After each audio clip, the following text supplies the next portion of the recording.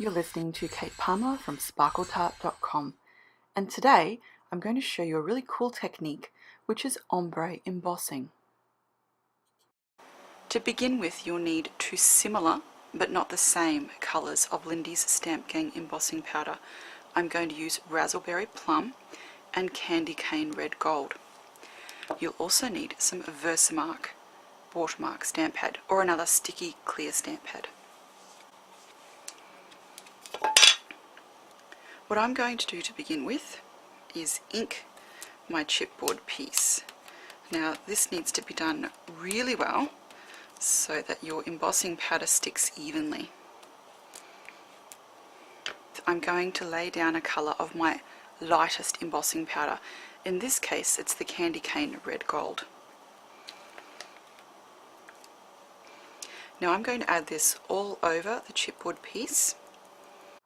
This base layer of one colour is actually the key to the whole ombre technique.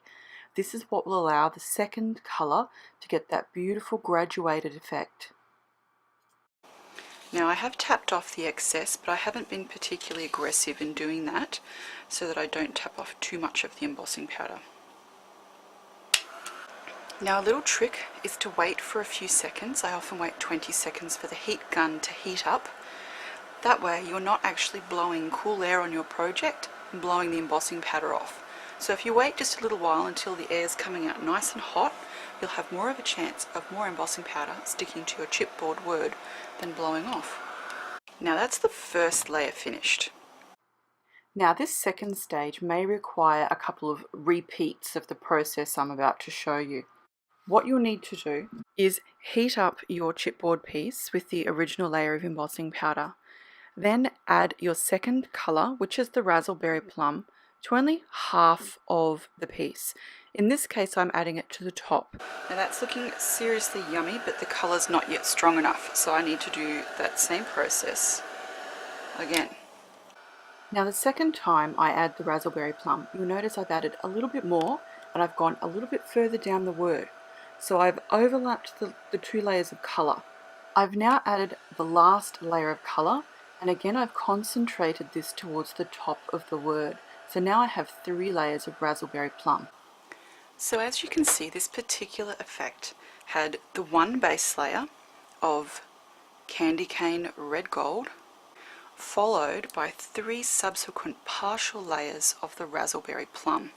Adding 3 layers of the Razzleberry Plum has allowed me to build up a sort of graduation of colour or gradation of colour. So I have a little bit sort of towards the middle of the word, and then as I've added subsequently more layers of the Razzleberry Plum, I have a more intense, vibrant colour at the top. Now to finish this off, I've added a couple of flicks of Pink Ladies Pink, and then I've gone and sprayed some little white flowers with a combination of Rudolph's Nose Red and Bougainvillea Fuchsia.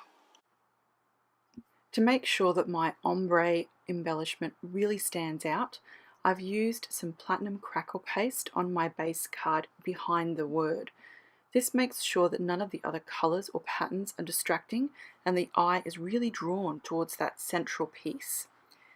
To keep my card colour coordinated, I've used my Lindy's Stamp Gang products for all of the other elements, from colouring the roses to creating the red background paper to colouring the hearts, and I've used the same colours on all of the embellishments and all of the background pieces to keep that unity of colour.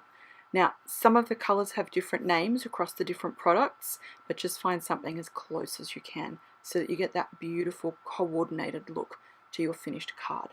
Now I love how that ombre word has turned out. I hope you've enjoyed this and want to try that for yourself.